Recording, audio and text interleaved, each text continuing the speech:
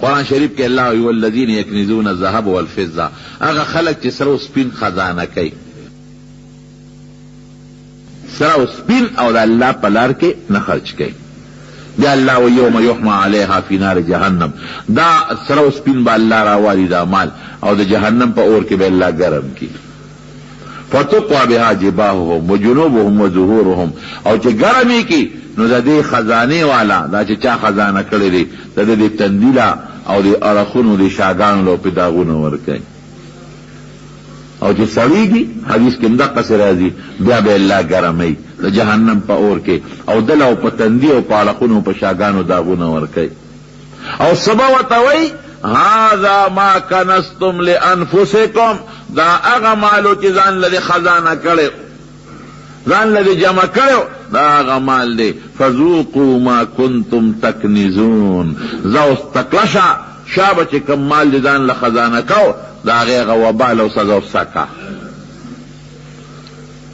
دا آیت قرآن شریف حضرت معاویه رضی الله عنه او دې سره ناستو، ډله ناستره جګړه جوړه ده. معاویه صاحب خو گورنر دی د شام، او ابو ذر رضی اللہ عنہ رعیت یو فرد دے لیکن احترام بے خلقو کاو. معاویہ سے بھی کہ دا آیت دا کافر پا حق کے نازل دی، حدیث مسلمانان ندی مراد. حضرت ابو ذر ویدا دا غی پا حق کم دے زمون پا حق کم دے جگلا نو دے کہ زمون بعض علماء کہ دا آیت پا حق دا کافرانو کی دے، اور اکثر علماء کہ نا دا دا مسلمانانو پا حق کم نازل دے. اگا مسلمان چې هغه مال خزانه کوي د خدای لار کې نه لګي، څه مطلب د پخوا کې جمعات جوړیږي، ښه مال ورسره ډېر دی، او د خپل ځان باندې لګي خو د خدای لار کې جمعات کې ونه لګي، د خدای لار کې نه لګي. جهاد ته ضرورت دی د هغې کې نه لګي، د خدای د مال. زکات وخت پې راغی دی زکات ته نه ورکوي، قربانۍ وخت پې راغی دی قرباني پې نه کوي، حج پې فرض دی حج له نه ځي، صدقه فطر وخت پر راغی صدقه فطر نه ورکوي، خوا کې ګاونډي د لوږې مري هغه سره مدد او تعاون نه کوي، جمعات کې د بل د درې ضرورت هغې کې نه ورکوي. دا مالونه چې د الله په لار کې د الله حقونه پې نه ورکوي، دا به قیامت کې الله ګرموي او دله به په الله داغونه ورکوي، او الله به ورته وایي چې دا هغه مال دی چې اوس تنګ شوه ده، ځان له دې ډېر ورځې له جمع کوو. نو حضرت ابو ذر دا یوازې د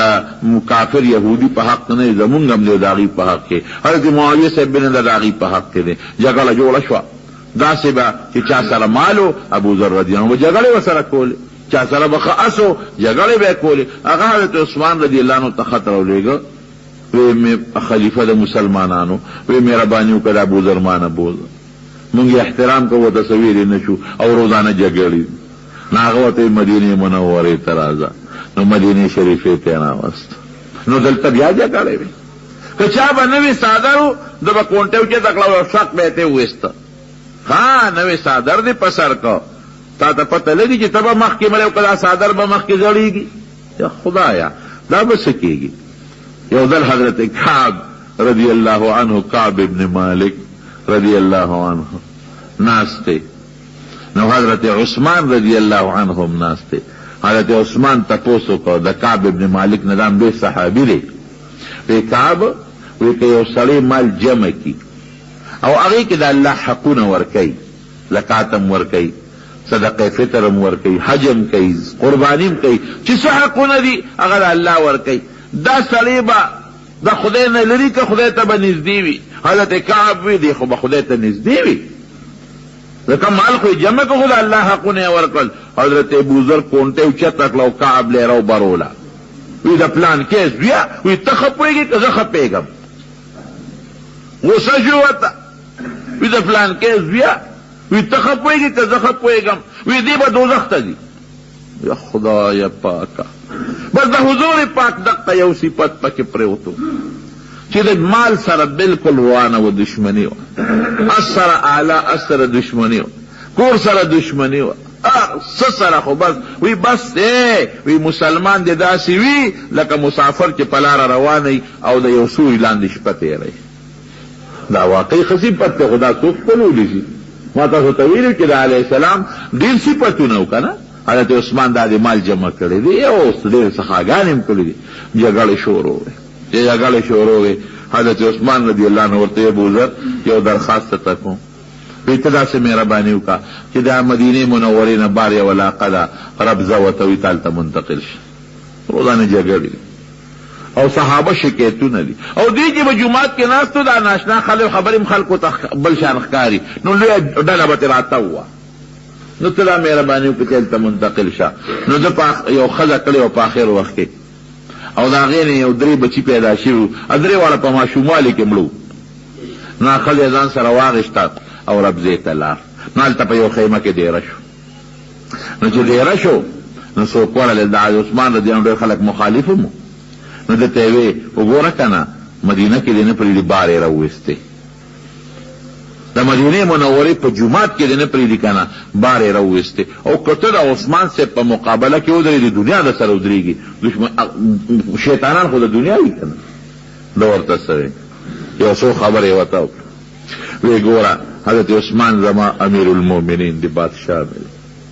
وی قسم دی دی خو د پیغمبر علیہ السلام زوم پاتې دی او صحابی دی او خلیفه دی وی که یو حبشي غلام زما امیر شنو ام به تابعداري کو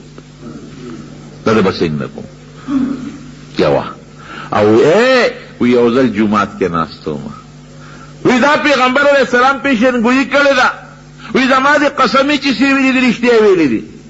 وی جماعت کے ناستوں وی ماتے ابو ذر میں لبیک یا رسول اللہ حاضر اللہ رسولہ وی کچرت یو سڑے دے زمارہ دی جماعت نو باسی نو سبا کے میں صاحب تورا بہو پسر عالم وینا تورا بنا رانے تابعداری بکے جنگ بنا جوڑے او یو ذر راتے چے ابو ذر کہ یو سڑے تال استا حق ندر کئی او تان اخپل حق والی او بادشاہ او بیا دې د دې وطن نه وباسي نو سبا کې مې چې صاحب تورې ته به ګوتې کوم وی نه تورې ته به نه ګوتې کې فتنه به نه جوړی جنگ به نه جوړی اطاعت او تابعداري به کې وی حق وخت نه زه پېښ شوم چې ما به د جومات نه هم څوک وباسي او د دې کلي نه به مې وباسي دا د حضور پاک یو پیژندګویي وی دلته به دیری هم دې ځای کې به نو هغه خپل ټول ژوند دی په ربضه مقام کې تیر که یوې ښځه ده یو دی دی 3 ورسره خره دي خره 2 خرې دي او یو خر دی او یو 2-3 ورسره چیلی دي باز د خرو ژوند اساني خره خو هر څه خوري که نه نو نورو څیزونو له خو به خامخا ګیام را پیدا کې